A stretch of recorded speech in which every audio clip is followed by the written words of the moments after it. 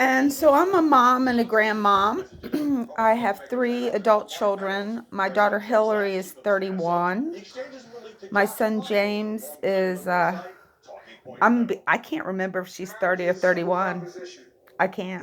I can't. I have to do the math, but she's around that age. That's horrible. I'm a horrible mom.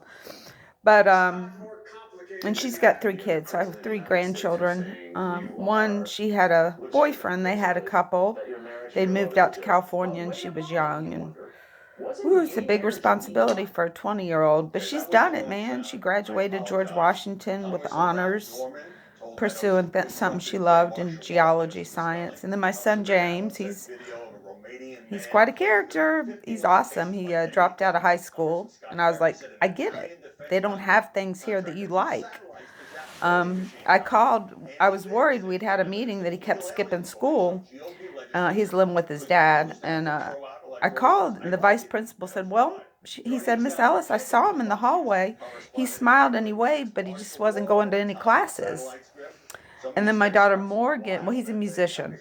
Um, he's just good. He play, he could pick up an instrument. He picked up my daughter's violin and started playing it. And I said, "How do you know that?" He goes, "Well, it's just a stringed instrument, Mom." Um, and then my daughter Morgan, I gave her a camera. She's an amazing artist herself with video and drawing and attention to details. And somehow she catches photographs that or videos, and you don't really see it. It's like the synthetic a priori. She gets it, and somehow she tunes into that, her soul, and something will be really amazing in her work one day as she works. She could also be an actress. I think she's so photogenic and personable that I would not encourage her not to try that if she likes it. Um, I just want my kids to have meaningful, wonderful lives as best as humans can. I will tell you something about my son. When he first started playing on stage, I got him a little Thunderbird bass, and then he went out and he did some work out west for my brother, and he was able to buy himself a Fender, which he loves. I think he still has it.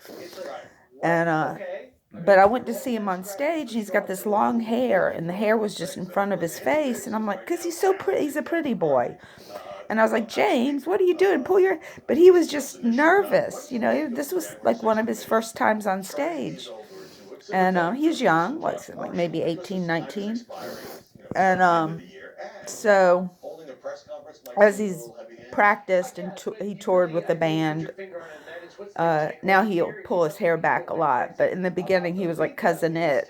I was like, "Why is the hair in front of your face?" Anyway, no, they're great kids. They're all smart.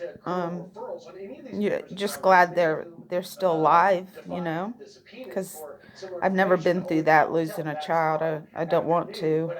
But my grandkids now, my daughter married this guy, and he looks a little like Paul McCartney, so I'm always teasing. I'm like, but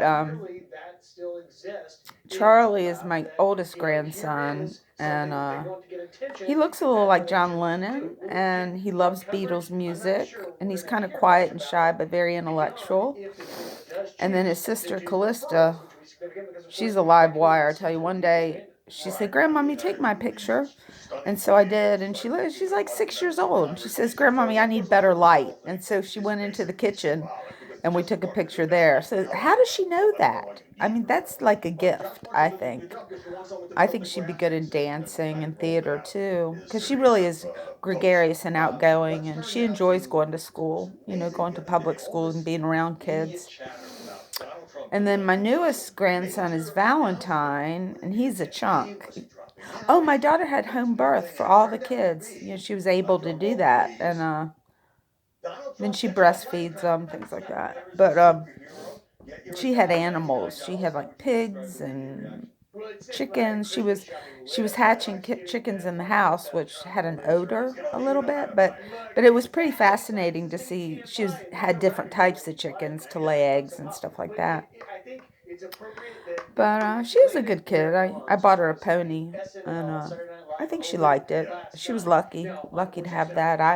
I was lucky too, even though I didn't get a pony growing up. I got to buy one when I was an adult, and I could ride her some. And when you fell off, it's not that far to the ground. It really is easier to fall off a 12-hand pony than a 17-hand horse. But yeah, they're my heart. My children are in my soul. Storge love, I guess, is what we call it. It doesn't let go. No matter what happens, you always love that child.